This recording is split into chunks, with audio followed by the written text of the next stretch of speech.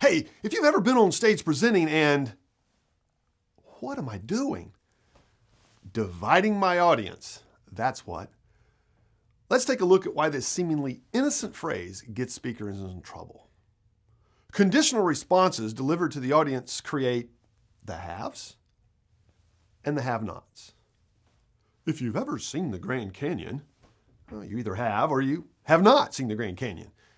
If you've ever tried to write a book, well, you either have or you have not tried to write a book. You may as well draw a line down the middle of your audience and have them pick sides. Let's take a look at our expected audience response to see why this is not something you want to say from the stage. On one hand, what if I have experienced your condition? I have been on stage. I have been to the Grand Canyon. I have tried to write a book. Well, then we connect. I'll start to nod my head vigorously and look around to make sure everyone sees that I'm a chosen one. I have experience and I should be treated with respect. I'm important.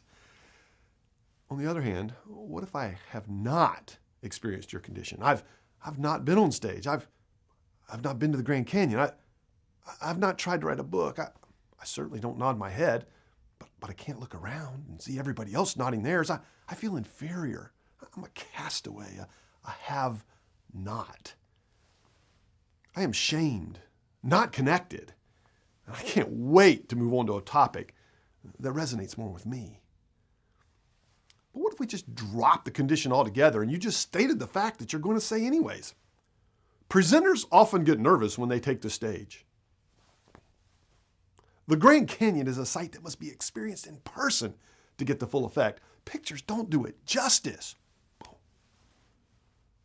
Most first-time authors lack the structure and discipline to create a book manuscript by any deadline, much less the one they initially aimed for. Those that have experience will nod. They get it, and they know the facts that you're sharing. Those that have not had the experience, well, they'll nod too. For the simple fact was presented clearly, and they get it. They aren't shamed by not having the experience. Everyone leaves with understanding and a positive experience. Instead of dividing your audience, unite them. Get everyone, those who have and those who haven't, engaged and agreeable and wanting to hear what you have to say. It's as simple as leaving out the condition, the if, and just stating the fact or telling the story.